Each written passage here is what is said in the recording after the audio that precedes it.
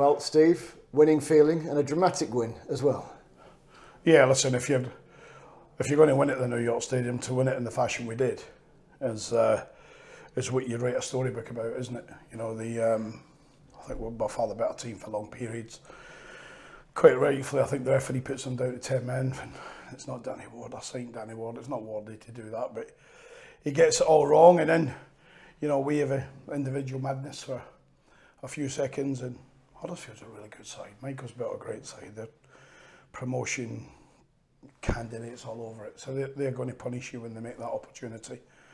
But we believe we're on top of the game, and we believe that, you know, we keep moving the ball around, we keep making them run further, they'll get tired, and I think that's what happens. Malik goes into the box and it's a lazy challenge. I've just looked at it back, so it's a penalty. Malik gets across the boy right at the end of the run, so it's a penalty.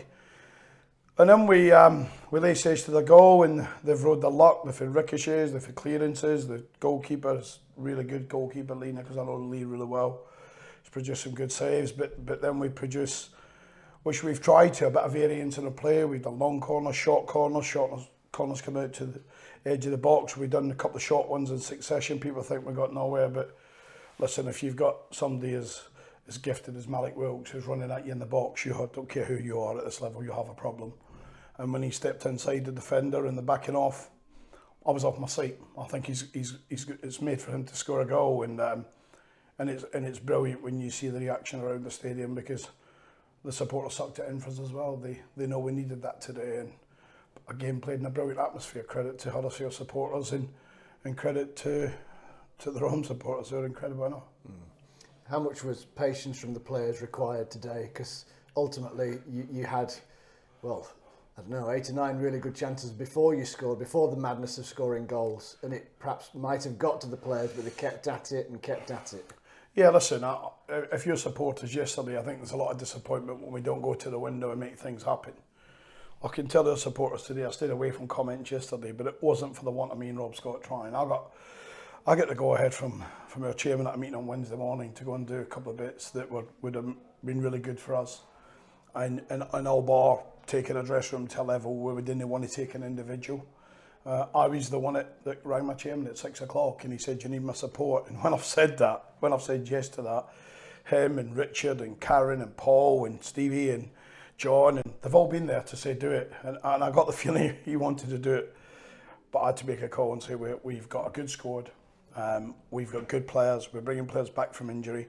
We're getting players back to the levels of sharpness. Johnson Clark-Harris today is another step forward. Chris T, another step forward. Malik Wilkes, another step forward, who's been on the sunbed for like 8 weeks.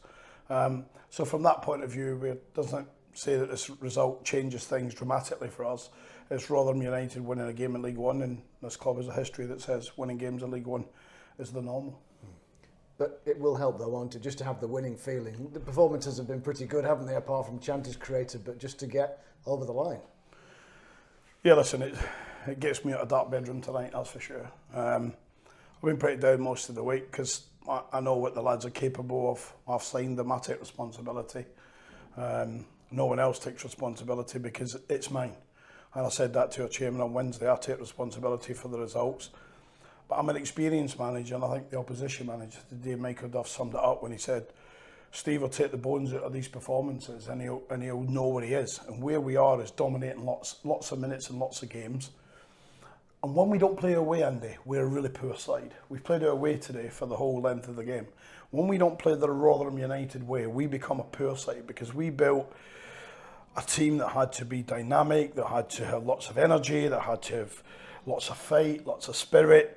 Because we can't go and do what Birmingham does, and we can't do what some others do in this league. But we find a way, and this club has had a brilliant history in the last 10, 15 years of being able to find those moments.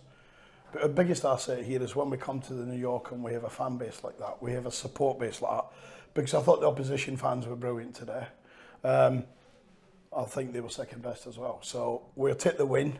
We understand that Michael will go away and they'll lick the wounds. That's not my concern. My concern is we freshen the boys up in the week again, like we did try to after Fleetwood, and we'll go again. But when we play that way, well, we're as good as anyone.